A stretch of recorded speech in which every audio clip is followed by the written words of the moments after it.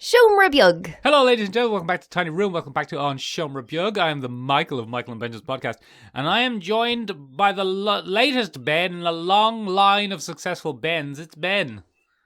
Hello, I am the most successful Ben today. Ben Shapiro. He's pretty popular. Why is he the first Ben that came to mind? That's worrying. I would have said Ben Schwartz. Ben Noted Schwartz, comedy writer Ben Yeah. Schwartz. Ben from Ben and Jerry's. Ben Affleck. Ben Affleck, yeah. Ooh. Ben He's Affleck. He's your bloody nemesis, though, ever since he stole Anna de Armas from you. Yeah, my Nema Ben. Nema Ben, Benesis. I'm never getting her back either. They've been self-quarantining together, so they have a strong bond. They have a strong bond. They've misunderstood self-isolation, Ben, but I don't... look, it doesn't matter, does it? Look, they're happy. Sure. If anything, Michael, I'd like to sing them a little song. So here Go it on. is. Theme music for the podcast. We don't actually have any theme music. Very good. It wasn't the song, it was the theme music. They might Benjamin. not get it. No, they will. I know Ben Affleck is an avid listener. Just to see what I'm up. Just to see what I'm up to. See what you're up to, keeping track of you. As soon as he expresses... As As soon as you express an interest in a different lady, he'll be like, all right, moving on, Anna de Armas, you're old news. See you later. See you later. Ben, you were saying that you were big into musical performing artist J-Lo, weren't you, recently? Yes, J Lo. That's J-Lo. the Jewish pop sensation Jaylowe. Yeah, J-Lo. Yeah, it's a man. J Lo. He sings mostly about menorahs. I'm not going to lie, but they're great tracks. They've got a nice beat. Some people say that it's not really his genre of music, but those people are wrong, Michael. I assume you mean noted Latin pop star Jennifer Lopez. Ben, I think that this isn't going anywhere, so let's move on with the actual podcast. Benjamin, Yes. Did you see in comic and pop culture news that we missed last week? That apparently, Ben, and you'll be excited to hear this, Sam Raimi is on board to direct Doctor Strange 2. It's very exciting news, Michael. Mr. Samuel Remington III himself. Very good. That's Is the thing we stepping often up. do is pretend that someone's name is a short version of their actual name. Yes, because both of us have short versions of our actual Yes. names. It's not actually Michael and Benjamin, it's Mick and Ben. Yeah, and what? Don't tell the marketing department. Yeah, exactly. Our podcast is called Michael and Benjamin's Podcast, but we're Mick and Ben. Yeah. Um, And Ben being short, of course, for Benjamin Collipiston. Yes, Steve. Collipiston the fifth. Yeah. Long line of Collipistons. Long line of successful bands. Ben, but Doctor Strange is coming out with Sam Raimi in it. Doctor Strange and Sam Raimi. That could be good. Yeah, look, I mean, this is going to be exciting, Michael. And the first thing that jumps to mind is it's going to be a very kitsch Doctor Strange. It's going to be a very tongue-in-cheek Doctor Strange. Yeah, it does, doesn't it? I mean, one of the famous things about Sam Raimi is that he was a bit miffed by studio interference in Spider-Man 3. And that they wouldn't let him turn the jazz dance scene into a 14-minute special. Well, he didn't want Venom in it at all, if you remember. Yes, he fought against it, if He one fought recalls against correctly. it, and some people might argue that the jazz dance scene was his striking back against having to put Venom in the film.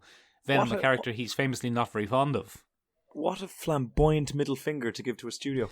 Exactly. And the interesting thing is, Ben, Marvel Studios aren't exactly known for being kind of standoffish.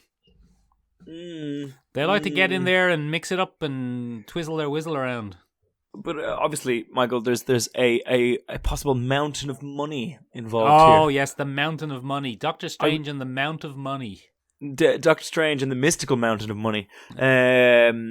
Look, it's going to be interesting, Michael. I think if you look back at Sam Raimi's catalogue, superhero movies notwithstanding, what we could be getting here is an Evil Dead style Doctor Strange. Did he do Drag Me to Hell? That was pretty good. He did Drag Me to Hell, which was also pretty good. Again, little tongue-in-cheek, little bit of parody. I'm not saying that would jar necessarily with the tone of number one, kind of Doctor Strange.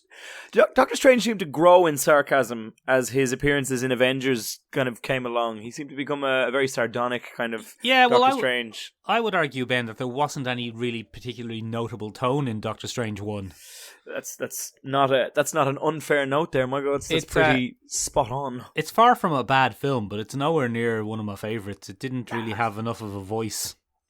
It's an empty vehicle that got him ready for the Avengers. Yeah, basically. It was Iron Man 1 again. Iron Man 1 again with a different guy with a more mustache. Iron Man. Yeah, oh, Ben, we'll get to that later. But this time it's not technology, it's magic. Yeah, exactly. And yeah, look. Yeah, Mike, yeah. Look, there's a lot of potential here. It could be very, very good. I would imagine several, strong horror fans who are looking forward to the very kind of horror-based sequel. We don't know. I don't know. A horror-based sequel, but the original director attached to the film was a noted horror specialist, and so I think many people kind of were looking forward to a bit of a darker Stephen Strange. Would it be though?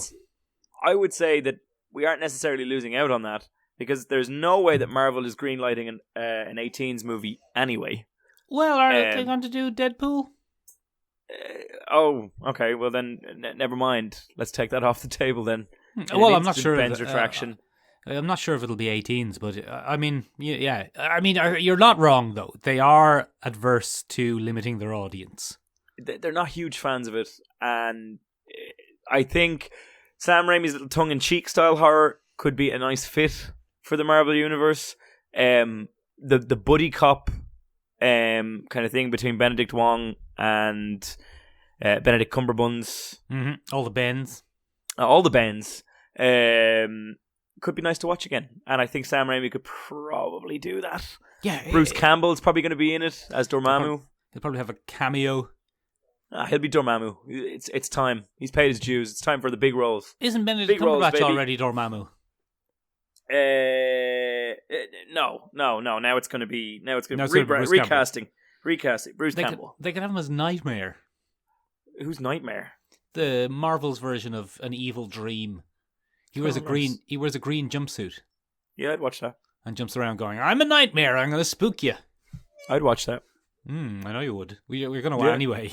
Yeah, well, we're going to have to. We're stuck into this loop now, Ben. A vicious, never-ending loop.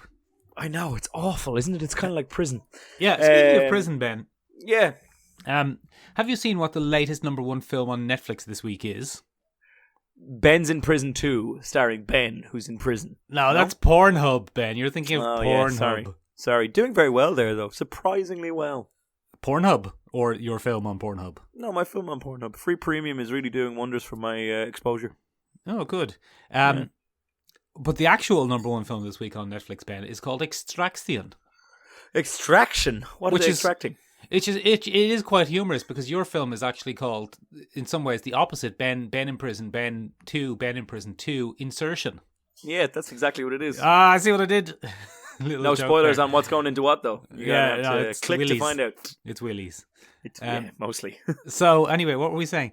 The #1 film this week on Netflix, Ben. Last week, I think the #1 film was the Stephen Amell brothers in Mutant Heist in Canada. Code great. Code not so good. Code not that good. No, this week the Go on. #1 film, Ben, is it's a Chris Hemsworth vehicle. Oh.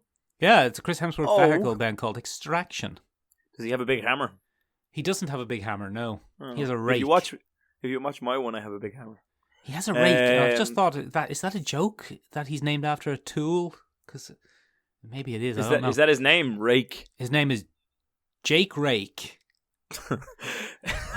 Don't think I'm joking there. Hold on, let me just check. No, his name is Tyler Rake. Oh, God, that's worse. Yeah, it's not Jake Rake. That's actually worse. I would prefer Jacob Rake. Jacob I think has a little bit more of a ring to it. Jacob Rakeworth. Benjamin, though, here, hold on a second. I've prepared a little spoiler-free summary, Ben. All right, go on. I'm looking forward to it. I've expressed it in the form of both a song and a mathematical formula, Ben. So if you take a little bit of John Wick, if a little bit of Rambo's all you need, if a little bit of India's what you seek, if a little bit of Hemsworth in The Sun, and a little bit of killing all night long, a little bit of kidnap is what you seek, then a little bit of extraction is all you need. 1, 2, 3, 4, 5. Everybody in Mumbai, come on, let's ride to the kidnapping round the corner. Chris Hemsworth says he doesn't want to, but he's got no choice. That's and so on. Ben, pretty good. Yeah, Michael, honestly, go on. One of your best prepared bits. Look, that was a bit off the cuff, Ben. I have to admit. One of your best, not prepared. One of your classic, sort of prepared, not really, wink, wink, nudge, Look, nudge I had bits. an idea, Ben. I went with it and it didn't pay off. Not unlike this film. No, look, it's fine. It's fine. It's good. It's It's fine. It's a fine film.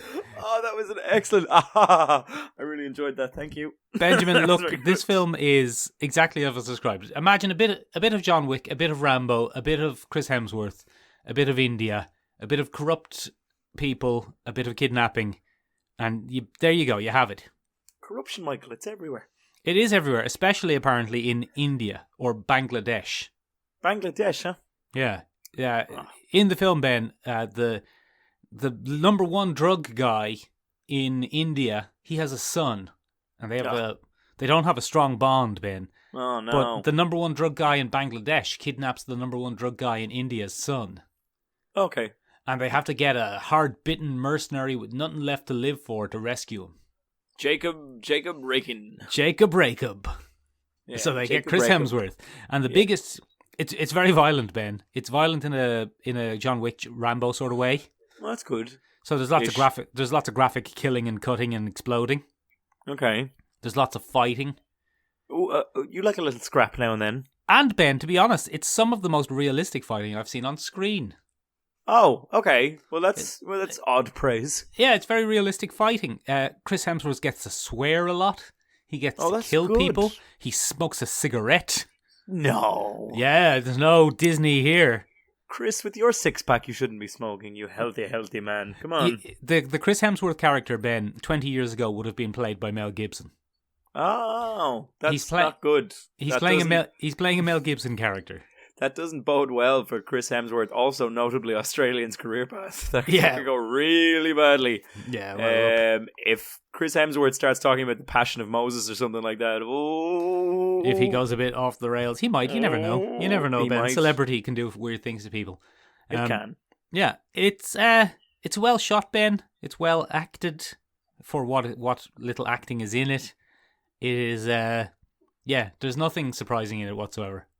Okay. Well, can I go back for a second to my joke there? I just realised. Oh yeah, you have a joke. Yeah. In the aftermath of the joke of the Passion of Moses, there is actually another mythological figure much more closely associated with Chris Hemsworth, which would be the Passion of Thor. Thor, yeah, it's Thor. You're thinking of Thor. I should have said the Passion of Thor. Sorry, back to you. Just round up your review there. Yeah. And you know that this extra applies to us because it is somewhat vaguely based on a comic book, and it has very strong comic book connections because it was written by Joe Russo. Get out of town. I won't, Ben. I won't get out of town. I'm in a quarantine kind of situation, so I have to stay within 2 kilometers of my house. Very responsible. I won't get out of town. But yeah, it's a screenplay I think by the Russo brothers. Who directed it? A first-time director. I can't remember his name. Dear. Do you want me to look that up for you? No, I'm okay. I don't mind. But I mean, it's good. It's good. It's fine. It'll do. Yeah. Imagine the last Rambo, but not quite as mean. Sam Hargrave is the name of the director. Oh, I don't think he's first time, is he? Is he not? I feel like I've heard that name a few times. Have you? Let me see. I'm going to check that out, but the name rings a bell. Anyway, keep going. Sorry, it's not as mean as Rambo. It's not as mean as Rambo. It's... No, you're right. First time director. Yeah, I mean, the character isn't quite as compelling as John Wick. But you know, it's fine. It's a fine go to a foreign country and get a boy and have an adventure and try and escape film. I enjoy the look of Chris Hemsworth with his shaved side-headeds. Yeah, and he's got scars and he's in a fight and you know. Yeah, that's good. He'll kill a man with a knife or. Oh, he's the stunt guy. He's the stunt guy from the Russo brothers. But he's also on he does the Corridor Crew interviews. Does he? Sam Hargrave has done 1 or 2 Corridor Crew interviews. That's how I know Sam Hargrave. So if you're interested in what Sam Hargrave's all about, bloody go check him out on the Corridor Crew channel. If you want. You don't. Or check out our YouTube channel. Yeah. So Ben, if you want. That's Extraction. It's fine. It's more than passable. It's bloody violent. It's somewhat entertaining. It's no great classic. Chris has a lot of charisma. He just can't seem to pick the right things outside of Thor. Well, one of the problems I think he's kind of saddled with is playing Chris Hemsworth. He's like, oh mate, look, I'm a bit goofy, but I'm also big and a handsome unit. I'm a big, handsome, charming man. Hi. I'm a big, handsome, charming unit. Well, am I? Yes, I am. Well, I tripped over my shoe. There's there's not an overabundance of jokes in Extraction, Ben. Well, that's not bad. He mostly just plays a tough badass. Flexing the serious chops, is he? No, I mean, it's mostly just fighting and running and jumping and doing a kick. Sure, look. Sometimes that's all you need. He has a couple of scenes of acting, but it's mostly just doing a kick and doing a punch. I'll have a look at that. Yeah, it's fine. It's fine. Is it on the net? Did you say it was on the Netflix? It's a Netflix production, Ben. So it is. Very good. It's up there on the Netflix, Ben. I watched another thing this week, which is totally off-piste, but just throws back to a few weeks ago. What I watched, Ben, was a film that has been in the top 3 of Netflix for the past few months. I watched Outbreak. Oh, is that something to do with a contagion? Have you never seen the film Outbreak, Ben? No. It's a 1995 film starring Dustin Hoffman. Oh, is Tommy Lee Jones in it? Tommy Lee Jones isn't in it. Then I'm not interested. Donald Sutherland is in it. Get out of town. Morgan Freeman is in it. Oh, good for him. Yeah, Cuba Gooding Jr. is in it. Cuba Gooding Jr. Yeah, notable arrogant man and not very liked in Hollywood. Rene Russo is in it. Get out of town. Noted 90s actress and queen of the gods. Rene Russo. Bloody Kevin Spacey's in it. Oh, no. But Ben, you'll be glad to hear, and a little spoiler here, he does die. Oh, good. Oh, good. You're happy that Kevin Spacey died. Good.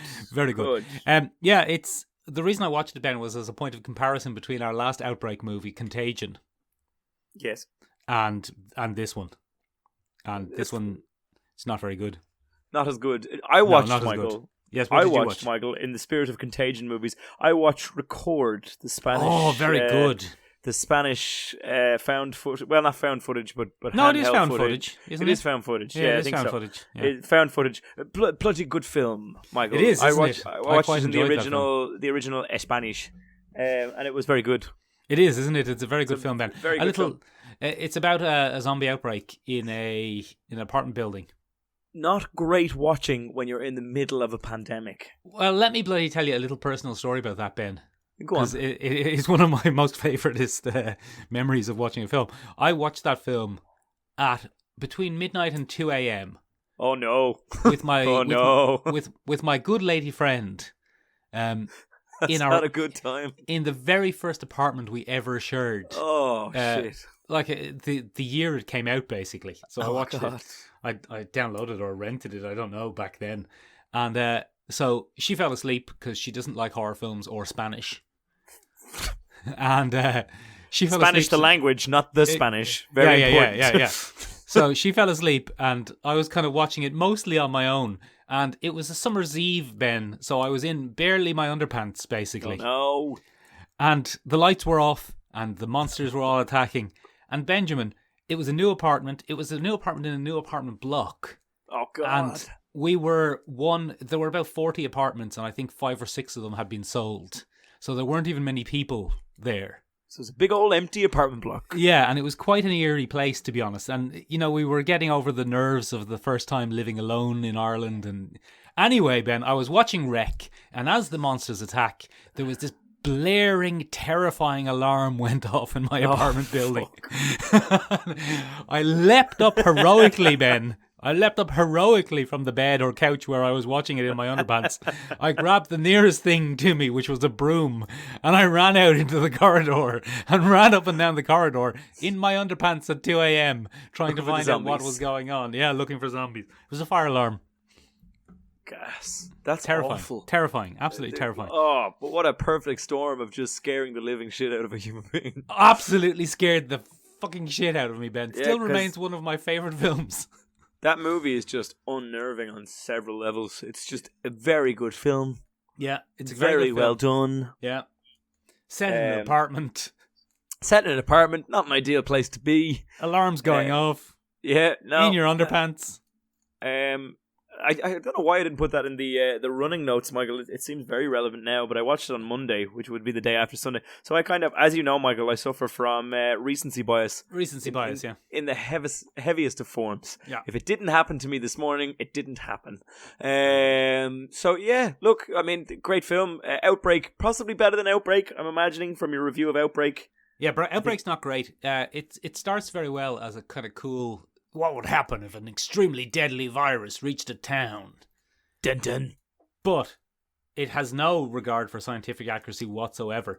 It makes Contagion look like a documentary film, honestly. And I know I joked last week that Contagion was a documentary film. Oh, it definitely is. And I think it actually it coloured a lot of the way people saw Contagion when Contagion came out. Because when Contagion came out, people were like, this is weird. Where's the helicopter chase? Where's the baddie? Where's the baddie who's trying to blow up the town? Where's the person who released the virus? Yeah, what's going on? So yeah, it's not great. And the funny thing, Ben, was, I don't know if you know this, but the monkey from Contagion, the monkey that carries the virus, go on, was also the monkey who played the monkey in the TV show Friends. No, Maurice. Yes, and in the TV show Friends, Ben, they go to the filming of the sequel of Contagion, Contagion 2, The Virus Takes Manhattan. And there's a cameo in that from Jean-Claude Van Damme. Wait, hold on. Is this a real film or a bit? No, it's a bit in the TV show Friends. Okay. But I was utterly convinced Jean-Claude Van Damme was in Contagion, and I watched 3/4 of the way through and went, where is Jean-Claude Van Damme? Why has he not appeared? And then realised he was in a joke from an episode of Friends. Oh, god damn it, Jean-Claude. Yeah. Anyway, apparently not a nice bloke. Really? Yeah. Bit of a bully, apparently. Oh, that's upset me massively, Michael. He can do the splits, though. In the new. He can. Like nobody's business. Yeah. Did it between two Toyotas. Oh, yeah, do it between two anythings.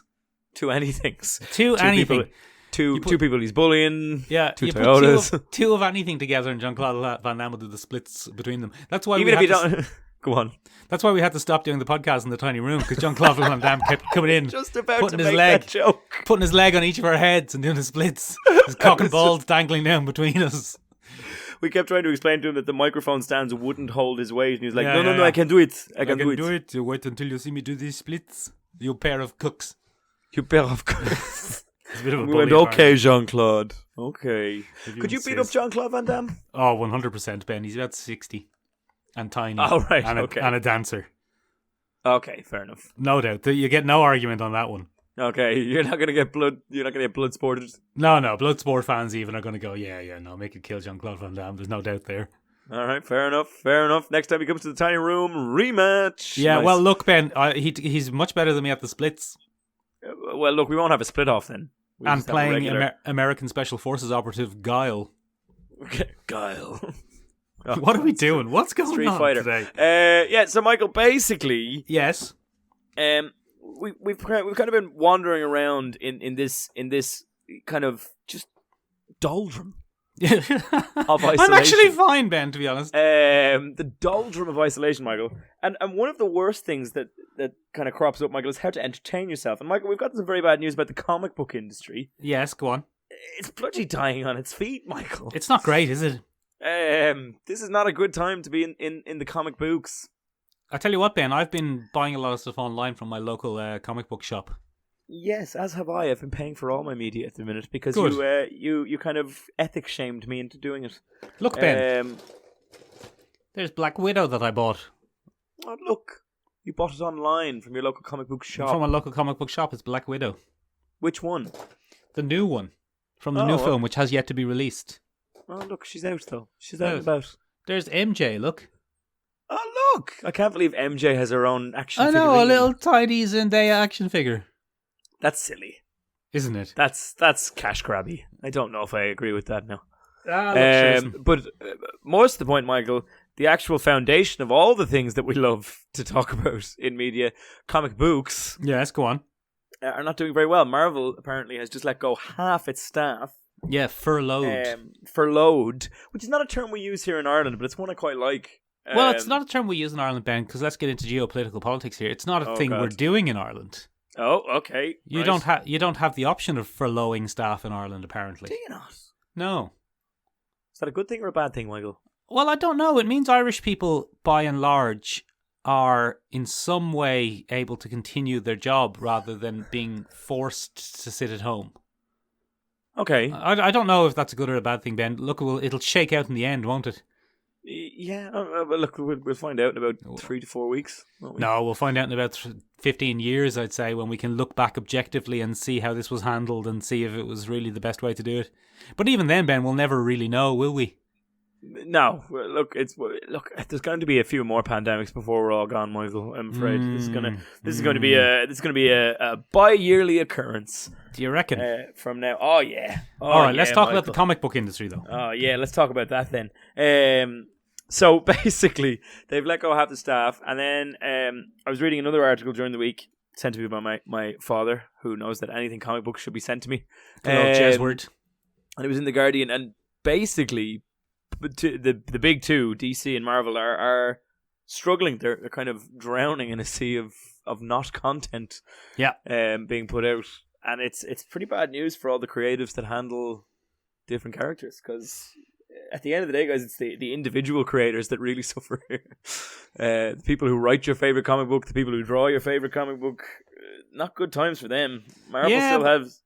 Also, the shops that distribute your favorite. Yeah, comic the shops book, that distribute them. Yeah, sorry, I should have probably focused on the ones that employ more people. No, I mean the artists are important people too, Ben. But artists can make a living online. They can sell. True. They can sell their blank, whatever their canvases are called. You know. Yeah, tasteful that's nudes. fair. Tasteful nudes. That's pretty much how I get by. Yeah. It's Just interesting. as a quick update for the listeners, and I know they appreciate this update every week. I know, it's very important. Michael Collins is back in the background of Ben's Zoom chat. He is. I've replaced him. He's back upon the wall, staring into Mick's soul. The big fella. The big fella taking care of business on the pod. Anyway, Benjamin, what's the Go topic on. for this week? Well, Michael, as you know, we put out every week a little kind of battle cry to the universe and say, if you have any ideas, would you please send them in to us? Yes, go on. And Michael, Yes. one of our avid listeners has only gone and done it. Oh, very good. So this is a big shout out to Connor, who listens to the podcast on a regular basis. He gave us our topic for the week, and I'd love to do a bit, but I'd also like to give him accreditation. So what we're doing this week is, what is the difficulty of legacy characters, Michael, in the comic book industry? Oh, very because good. some people seem just absolutely fine and dandy with them, and some people just seem absolutely bloody raging about them. So, Well, Benjamin, why don't you tell us, Ben, what even is a legacy character? Well, basically, Michael, what we're looking at today is any attractive character that has a nice set of pins. So you're looking at your Superman in his swimwear. Very you're looking good. at your Batman in his undies. Yeah. Black Canary in there for variation. The Then we're swapping fishnets, over to Marvel. Surprisingly, Doctor Strange, great set of pins. Yeah, I see what's happened here, Ben. You've mixed up legacy characters with leggy characters. Yeah. Titania. She's very big legs. That's a lot of wasted research, Michael. I'm gonna be honest. I see what you've done, though. It's quite humorous. I'm glad you remembered to do the joke that we planned. I almost didn't. So, Michael, why don't you give us a quick rundown on what a legacy character is? Oh, am I going to do it? Okay. Misunderstood. All right, Yes. okay. That's not usually what I do, Ben. But a legacy character, Ben, is what happens when a comic book company decides they want a fresh, hot new take on a character. Yes. So they like their Spider-Man. They're happy with their Spider-Man. But they think to themselves, what if we had a new, fresh, young Spider-Man that could appeal to the kids? And then so they introduce a new Spider-Man. And in some way, Ben, the torch is passed to him. Either the previous character is a mentor, or a father figure, or a mother figure, or he dies. Not very often a mother figure. That's something we should probably do an episode on at some point. Where he dies and passes on the powers. He passes on the magic ring. He gives him his blessing. Or in some way, the new character gets the blessing and takes the name, or a variation of the name, and becomes a new popular character, hopefully. So it's basically taking something, putting a lick of paint on it, and sending it back out in the showroom floor. Yeah. The most successful, Ben, and I think we have to use this as an example, even though we'll probably come back to it and talk to it as a good example later, but it's one of the most famous examples, is probably Miles Morales as Spider-Man. Yes, that's been phenomenally successful. That's probably the most successful one. Well, there's a little bit to that. So basically, I think, how are we going to handle this, Michael? All right, you go on. You tell me. I'm just trying to think about it. There are many ways that this is done, but I think the company that's come most under fire for it recently is probably Marvel in the last decade. So are we getting straight into the negatives here, Ben? No. I want to look at it from a perspective of why they work and why they don't. Okay. I have gone to great lengths here, Michael, to try and not be my usual casual, flippant, callous, misogynistic self. Right. Mildly racist, misogynistic self. And I have actually put a great deal of thought. Oh, very good. Into this, and I've actually done quite a bit of research. I also reached out to Connor and asked him what his thoughts were on it, and I'll get into those a little bit later. Sure, Ben. Now, just before, you keep that train of thought, right? Don't lose your train of thought here. Right, go on. Because I think it's interesting that you've pointed out that you are sometimes a bit of a misogynist, sometimes Racist. a bit of an old racist, sometimes a bit of an old homophobic, a sexist. So, I just have a list here. It's the very list that you gave me earlier. Sorry, can we just say I'm not? Sorry. Ben, this is the list. I have a list here in front of me. It's a list of characters, legacy characters that you've come up with.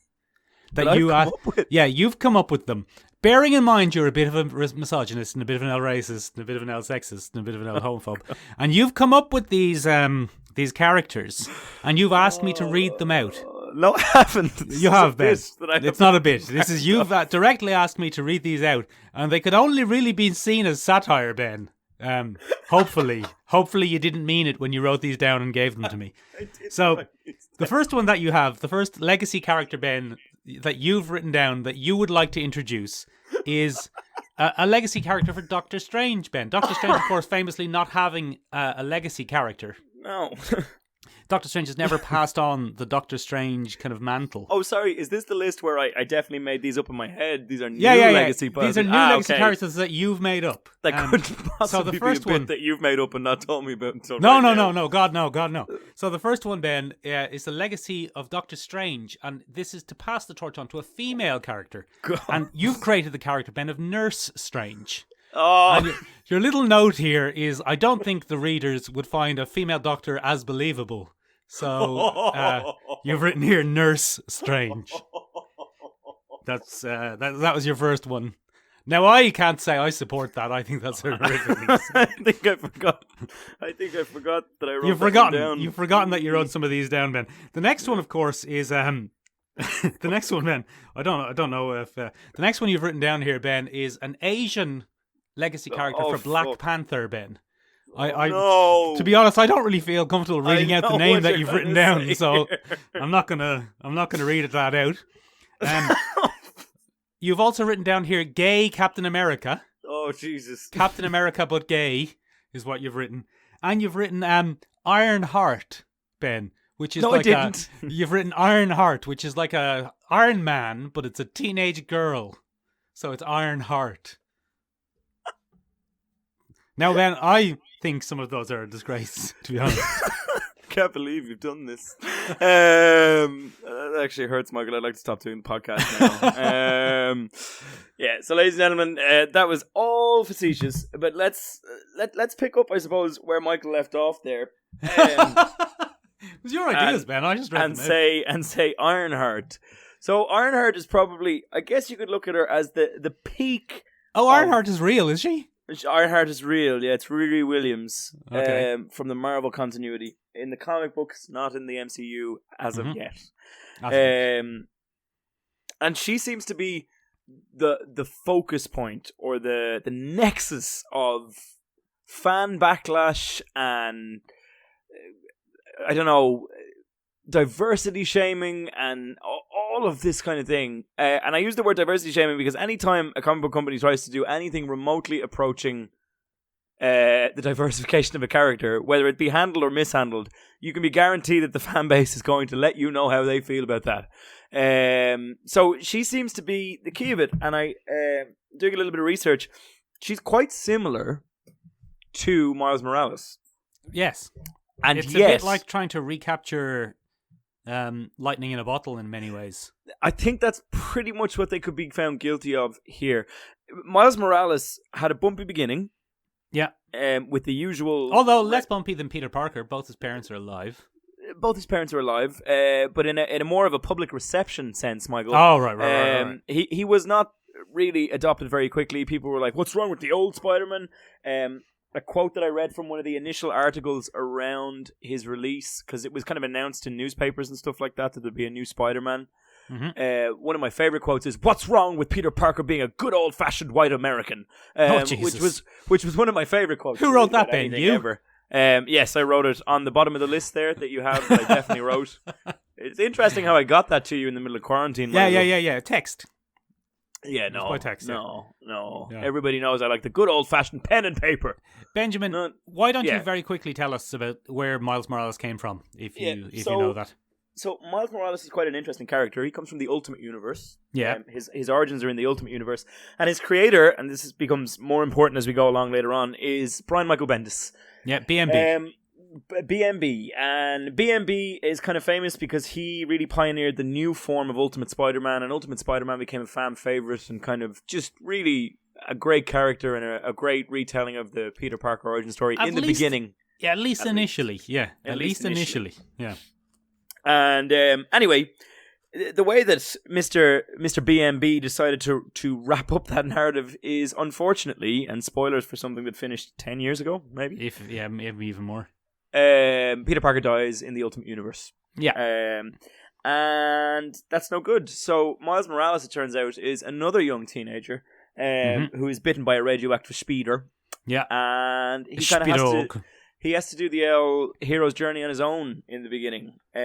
But I suppose the key difference between these two characters, Michael, is their power sets. I gotcha. Miles Morales has invisibility. Yeah, like camouflage. A spider. Yeah, like a spider. And he has what he calls his Venom Strike. Yeah, like a spider. Now, the other key difference that people might notice between the two characters is that it's their ethnicity, Ben. Miles Morales is of mixed ethnicity. He's the same as me. Mixed half Latino ethnicity. and half African American. Oh, not mixed ethnicity. No, it's not mixed ethnicity. That would be spud. Half spud, half potato. Half spud, half potatoes. Potato. Anyway, he is of mixed ethnicity, and initially there was a bit of an uproar about that. But he has since become a massively popular character, and I think a testament to that is probably last year's or the year before's Into the Spider-Verse. Yeah. Where Miles Morales carries the entire film. Now, don't get me wrong, there's a great Peter Parker character in there, very well voice acted, etc., etc. But Miles Morales is the original Spider-Man. Yes, exactly. But this new character, very different, very this, very that. And in the beginning, he received all the usual kind of incendiary statements from fans that didn't want any kind of change. This is forced diversity. He's a Mary Sue. He's overpowered. What's wrong with the old Spider-Man power set? Miles Morales, Ben, in many ways, kind of discounts a lot of the arguments against these legacy characters because he has... Well, I don't know. I don't know if he is established enough to say he is going to be a lastingly popular character. I think you need another 20 years of him sticking around to really say that.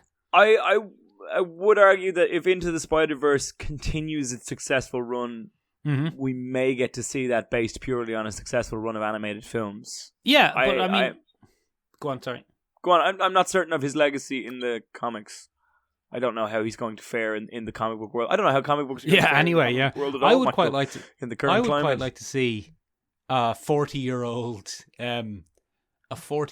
Tom Holland in 15 years' time passing the torch to Miles Morales on screen.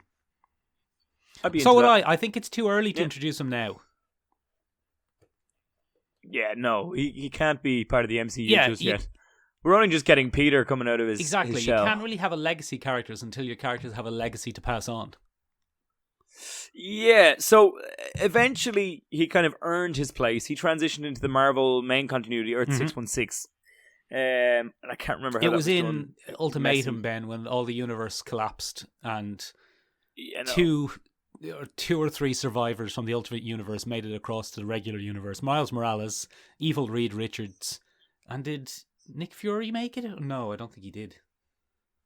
But basically, I think sometimes he has. basically they wiped out the Ultimate Universe as an interesting experiment that had run its course, and what we really liked from it was young mixed race Spider-Man, who's very popular with the kids, and young evil Reed Richards, who's very popular with the people who think Reed Richards is a brick. Yeah, he's the maker. Isn't he? Yeah. The name of that character.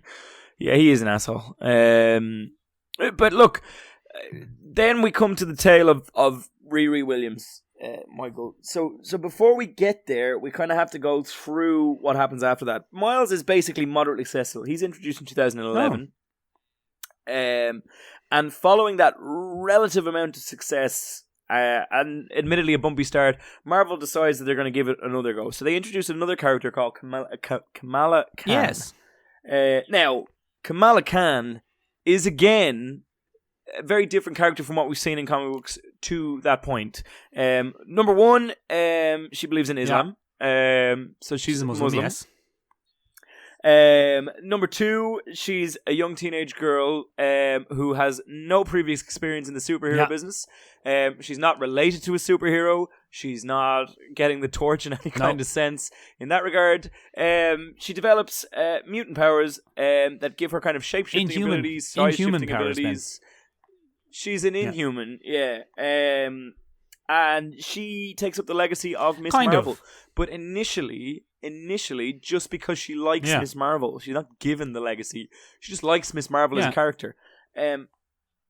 Now, Michael, far from Miles Morales' bumpy start, Kamala Khan becomes a kind of a superstar to a certain demographic. And that demographic is young women of different ethnicities who don't really see a lot of representation in comic books and are fascinated to see themselves. Furthermore, the Muslim population, who don't often get to see themselves in any kind of comic book fashion, are given a real character that they can kind of root for. And her star just keeps on rising. And her power is not based around sand.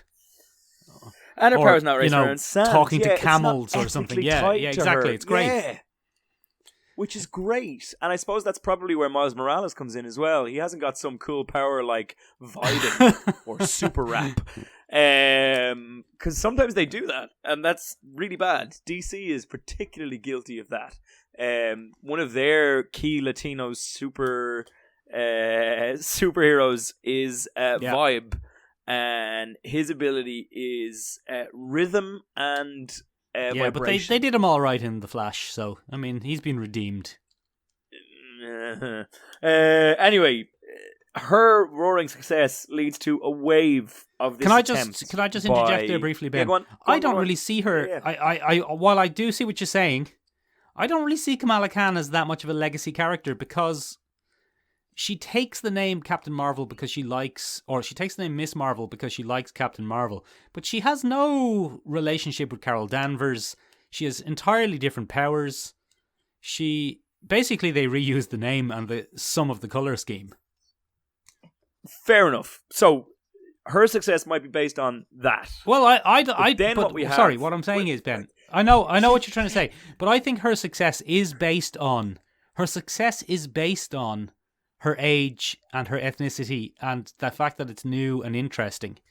And if she had nothing to do with Miss Marvel or Captain Marvel or Carol Danvers, it would have made no difference whatsoever. So she's barely a legacy character is my take on her. Right, exactly.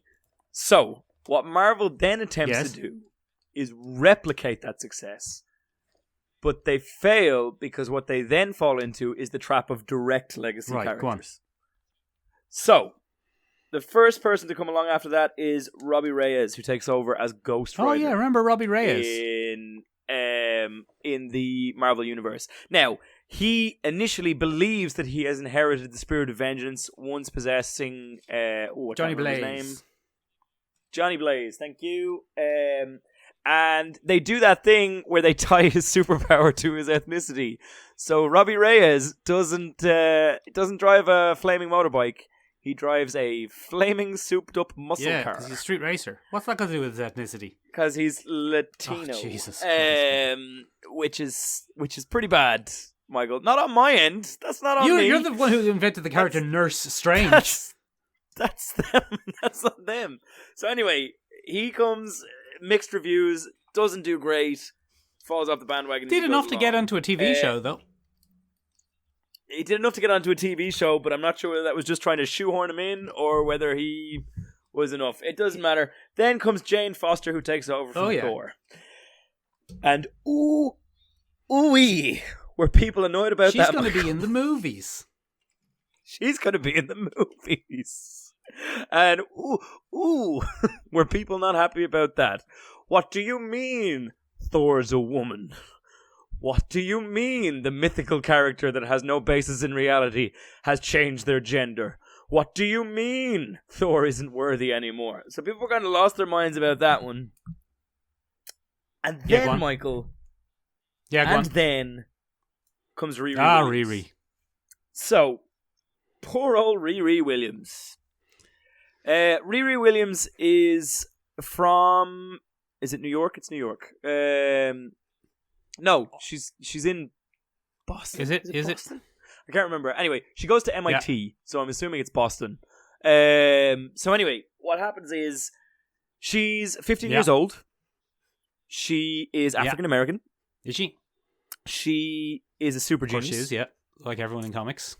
And what Riri Williams does is during Civil War II, which is an event where Captain Marvel goes up against Iron Man, she begins to salvage technology from around the different crash sites in New York and stuff like that, and Boston, and where they have their battles. And she goes back to MIT and she kind of reverse engineers all this, and she builds herself her very own suit of Iron Man-esque. She's from armor. Chicago. She's from Chicago. Okay, there you go. So she builds her own suit of Iron Man-esque armor, and she takes up the mantle, or she takes on a name, Ironheart. She's a teenage girl. Because she's a teenage girl. I don't know what that means. But anyway, what happens then, Michael, is the backlash to end all backlashes against this character. Because first of all, she's African American, and second of all, she's a woman, and second of all, she's a child. So that's just the trifecta of how dare you replace Tony Stark, who is legitimately one of the most popular characters in the Marvel universe due to his on-screen probably presence, the most now, etc., etc., etc. Probably the most. And the backlash is just immense. To make matters worse, Michael, Iron Man is put in a coma at the end of Civil War II. Classic Iron Man. And she has to step up and take the mantle of Iron Man. Now, to achieve that, Tony Stark leaves her a copy of his consciousness in AI form. He's always at that, isn't he? Well, I think a lot of that was inspired by that. And the creator of Riri Williams is Brian Michael good old Bendis. B&B. Now, he was asked why he did this in a kind of an aggressive interview. There was a little bit of a kind of a bamboozling gotcha. Why was it necessary to do this? And his very simple answer is, for those that don't know, Brian Michael Bendis has 2 adopted African American daughters. I didn't know that. And this sheds a little bit of light on the thing of it. Basically, his girls would read his comics and say there's nobody that looks like me. I see. In the comic book. And so for him, that was enough of a reason to say, well, look, let me help you out with that. Now, there have been accusations since then that Brian Michael Bendis didn't really write her very well. He kind of half-assed the job, and I don't know if that's true or not. Having read some of them, there's nothing particularly out there for Riri Williams. I'll be honest, if you type Riri Williams into YouTube, you're going to have to scrub your history, because there's a lot of angry white guys just screaming at their Let's call them Kenjamin Bollopy. Oh, nice. This is great. People are really going to start thinking that I'm this guy. I know, it's good, isn't it? It's good. It's good. I think it's amusing. I think that's important. So anyway, it seems to be one of the main criticisms, Michael, is that Riri Williams is too strong or too smart or too... and then inevitably comes the term Mary Sue. Now, I have been guilty on this podcast before, One of your Michael, favourite words. of using the term... Yeah, of using the term Mary Sue. I have since changed my tune on that when I realised that Mary Sue is not actually a very well-defined term, Michael. It seems to be... Your name is both Mary and kind of Susan. Yes, Mary Susan. So the Mary Susan trope is when basically we don't like something about a character, so we call them a Mary Sue to have them taken down. Unfortunately, not usually leveled at male characters, probably a female character. Is it sexist? Absolutely. Is it unfounded? Absolutely. It's kind of a fit-all term for what you don't like about a character. Wasn't one of the most reviled Mary Sue-esque characters ever written a male character, Wesley Crusher on Star Trek? Yeah. Was he? Yeah. I'm not a Star Trek guy. Wesley Crusher is one of the original Mary Sues.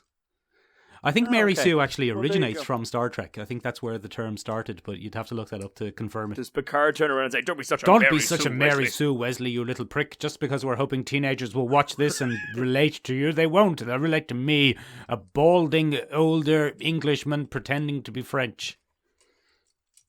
Gas.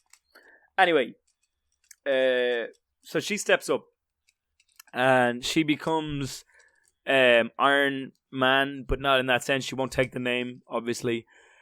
And then this kind of controversy starts all over again. She gets a fresh wave of controversy because artists that are handling her don't seem to know what a 15-year-old girl She looks like a sexy lady, according to them.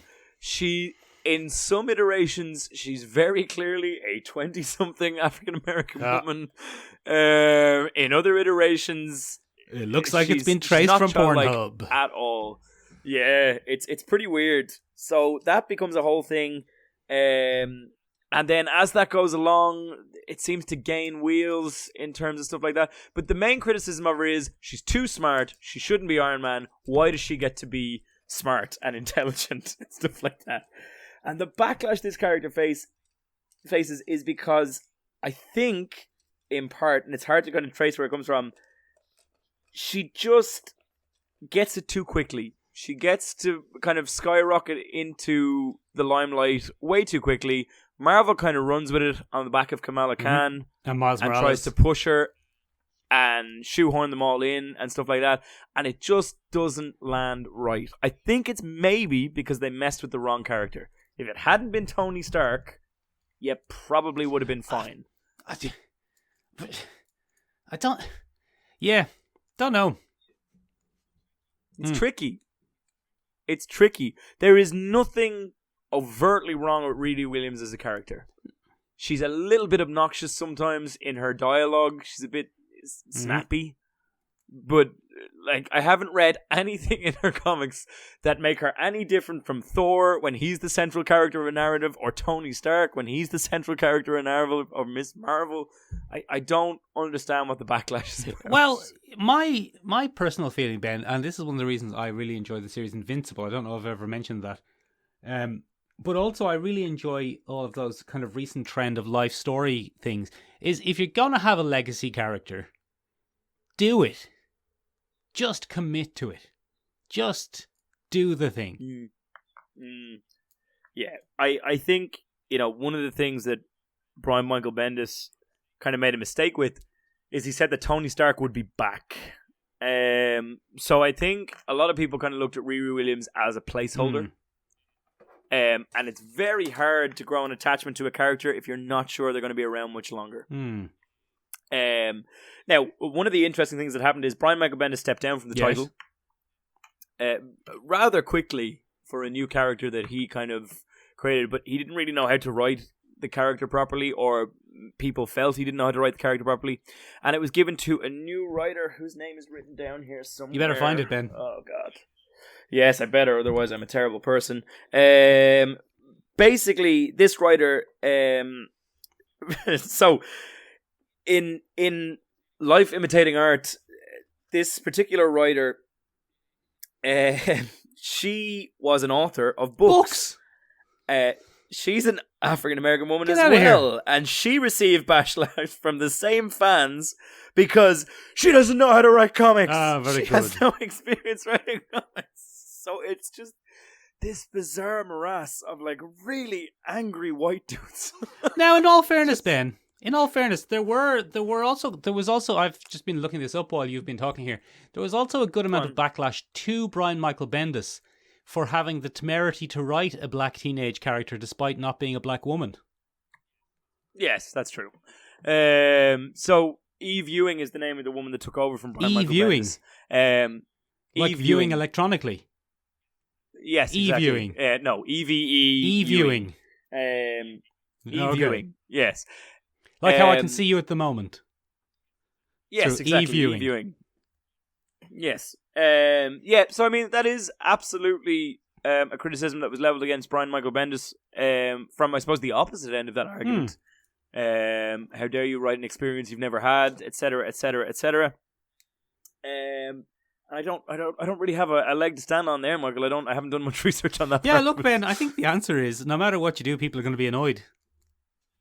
Yeah, I think in the case of the legacy character, I think people just get offended when you try and tamper with what they know.